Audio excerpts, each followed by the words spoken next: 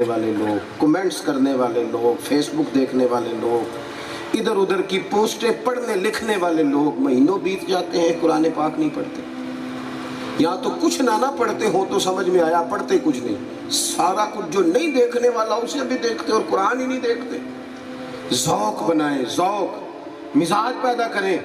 Mobile में बाकी सारा कुछ रखा जा सकता है, कुरान पाक भी रखा जा सकता है, खोल के पढ़ा जा सकता है। यत्लू अलैकुम आयातिना व युज़क्कीकुम, और मेरे महबूब ना तुम्हारा तज़किया करेंगे। तज़किया हुजूर ने साफ किया दिलों को, बातन को। अल्लाह के हबीब अलैहिस्सलाम ने फरमाया है, मेरे बेटे अंस, तुमसे हो सके तो सुबह इस हाल में करना कि तुम्हारे दिल में किसी का बुग़्ज़ ना हो। और अगले लफ्ज़ क्या है? फरमाया ये मेरी सुन्नत है, ये मेरा तरीका है, और जिसने मेरे तरीके से प्यार किया उसी ने मुझसे प्यार किया। मेरे दांत साफ करना ही सुन्नत नहीं, दिल साफ करना भी सुन्नत है। निरा मीठा खाना ही सुन्नत नहीं, अपने दिल से सारी तल्ख मिजाजी को निकाल देना ये भी हुजूर की सुन्नत। दोस्तों याद रखिएगा, तज़किया नफ्स, तज़किया बातन, एक दिन हुजूर ने सहाबा से फरमाया था, हालांकि महबूब का सीना अलम नशरा का, हुजूर का सीना जिस पर कुरान मजीद नाजिल होता है, हुजूर ने सहाबा से कहा था, मुझे किसी सहाबी के बारे में कोई बंदा कोई बात ना पहुंचाए, कोई बात ना पहुंचाए। कुछ बातें काबिल इस्लाह हैं, वो एक अलग मामला है, लेकिन कमजोरियों का जिक्र करना, दूसरों के दिलों में दूसरों के लिए बीज बोना, फरमाया कोई किसी के बारे में कोई बात ना करे, मैं अपना सीना सब के लिए कुशादा रखना चाहता हूँ। हुजूर ने तो हमें साफ दिल बनाया, और यहाँ क्या हाल है? हर रिश्ता ही माता परस्ती का, हर ताल्लुक ही मतलब का, इल्ला माशाअल्लाह। किसी भी शख्स से मेल मिलाप करना तो उसमें कुछ ऐसी चीज़ें ले आना जो ज़ातियात पे आ जाए। मेरे अजीज़, अपनी ज़िंदगी में ये हुजूर के आने का मकसद समझे। फिर आगे फरमाया वयुअल्लिमुकुमुल किताब वल हिकमा, महबूब तुम्हें किताब भी सिखाएंगे और हिकमत भी सिखाएंगे। हिकमत भी, दानाई, बसीरत, शऊर, फहम व फिरासत, तदब्बुर, ये रसूल पाक के आने के मकासद है। जज्बाती फैसले न करें ज़िंदगी में हमेशा, जो तबीयत में आए वो कर गुजरे। मैं देखता हूँ आजकल जिस चीज़ की सबसे ज़्यादा कमी है वो हौसला है, तामुल मिजाजी है, बुर्दबारी नहीं। और बात छोटों में नहीं और बाज़ जगह बड़ों में भी नहीं, मन चाहे फैसले कर देते हैं, जज्बाती। और फिर कुछ लोग ऐसे हैं जो बिल्कुल, हमारे एक बुज़ुर्ग थे वो कहा करते थे, हमारे चचा जान थे तो रिश्ते में तो उनसे बाज़ लोग पंचायत के फैसले फूसले कभी करा लेते थे, तो कभी कभी उन्हें आजराए मोहब्बत कह देते थे, कहते भाजी थोड़े को जड़ा पहलों आ जाए ना, तुसी वो दइयो और दूसरे की भी सुन लिया करो। ये तदब्बुर तो नहीं कि जो पहले आ गया आप उसी के हक में हो जाए।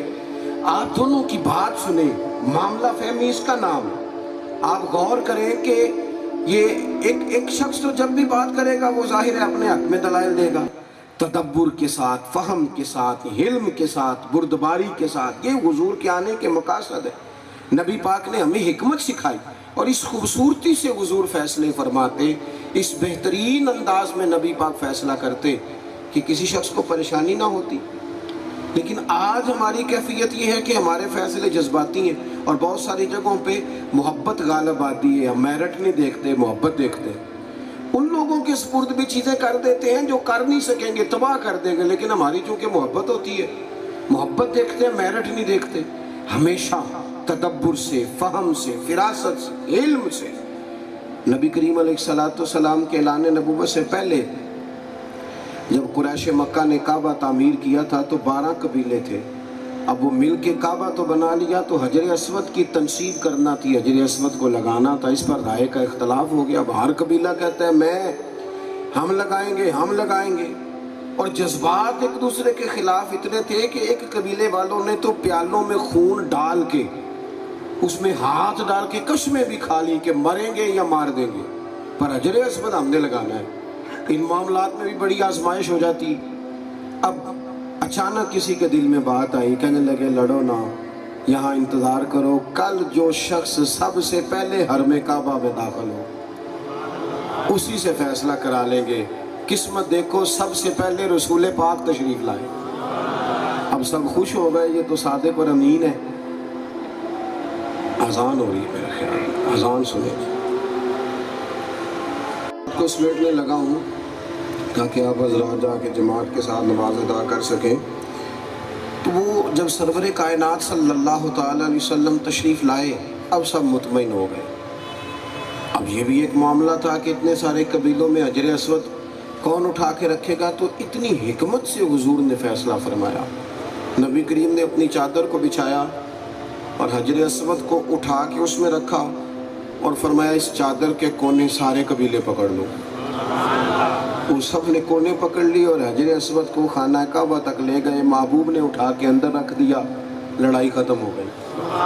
تدبر کے ساتھ، ایک تو میں عرض کروں گا، جو بڑے ہیں نا، بڑے، وہ کبھی فریق نہ بنے۔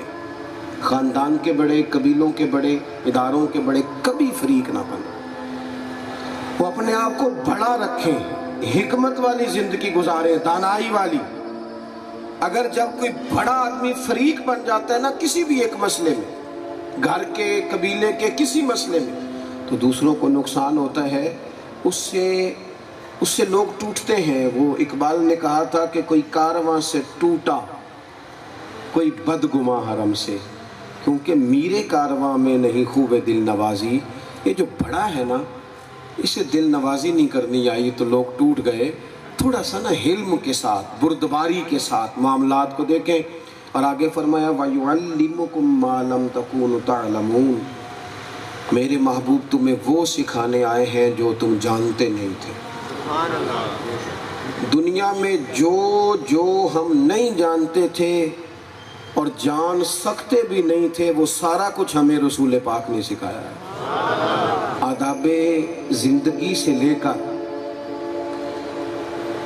آخرت میں جنت اور دوزخ کے فیصلوں تک ہر چیز کے اسباق ہمیں نبی پاک نے پڑھائے۔